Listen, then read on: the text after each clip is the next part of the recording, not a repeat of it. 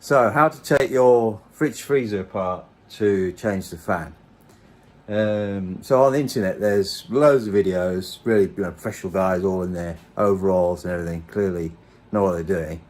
And then they come to the fridge freezer and they go, they're standing here and they just undo bits and pieces like I did here. You take that off and they're not having to crawl down anywhere or anything, and take the next thing off. Obviously I'll take the screws out and there's nothing there, it's just a hole. So obviously the fan is in this underneath here.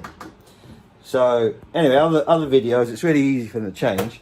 Of course, my fridge freezer, absolutely, completely not like that at all. Come down here, and basically I'm lying under here with my, I undo these, and then there's like a little gap, and I'm struggling, my head stuck in there and everything. Like, what the hell is this? How come I've wound up with the only fridge freezer that's the thing's not accessible? Anyway, I did figure it out in the end, and I'm going to show you how I did it. So basically under here is a couple of screws which you have to remove. So I've removed them now, and then what happens is this thing comes down, and I'm here and I'm pulling this, and it's it's just jammed. What the hell am I supposed to do?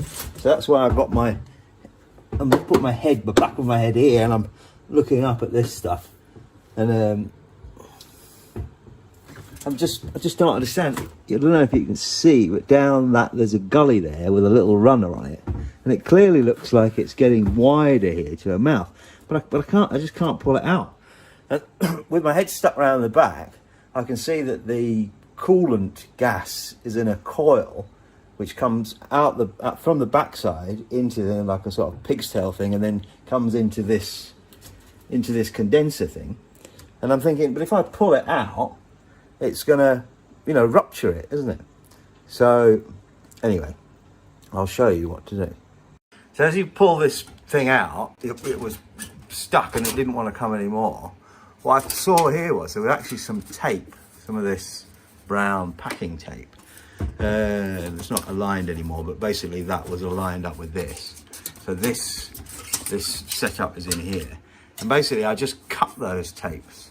And what that means is once you've cut the tapes, it's a separate thing. So now I can pull this fella out along the runners. There is a bit of a give in the tubing. The pig's tail tubing I was talking about, which has got the coolant gas in it. So don't worry too much, it will actually come out. And I can't do this while filming, so I'm just going to stop it again. So that was it. I basically pulled it out like that. And you do actually have to stick your head in the back, because basically this thing goes into, you can see there in the corner, all the connections. So you've got the fan connector, the thermostat fuse for this thing. Well, there's 4 of them in there: the white, the black one, the red, the blue and the red. So that's it. They can get access to the fan, and now this thing is loose. See, there's the pig's coil thing I was talking, pig's tail thing, and that's the coolant comes in here. But once this is sufficiently down, then you can there's a screw there and a screw there, and you can whip that far out. Now, it hasn't actually helped me that much, because the fan does work. So I'm still at a bit of a loss. I'm suspecting that it's this and the heating system that occasionally heats up and defrosts the whole thing that's not working. So the fridge does work, the freezer does work, the fan works. What happened was it just got clogged up because it wasn't getting heated up. So I suspect that this element has gone.